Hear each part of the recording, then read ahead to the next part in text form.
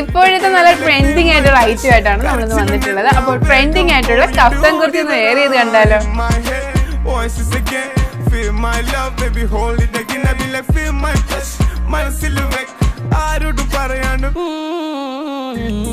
ഞാനന്നേ എൻ്റെ ഉള്ളാകെ തുന്നിയതല്ലേ, പിന്നെ മിണ്ടാതെ കണ്ണാളെ ഞാൻ ചൊല്ലിയതല്ലേ, നിന്നെ വഴി വന്നേ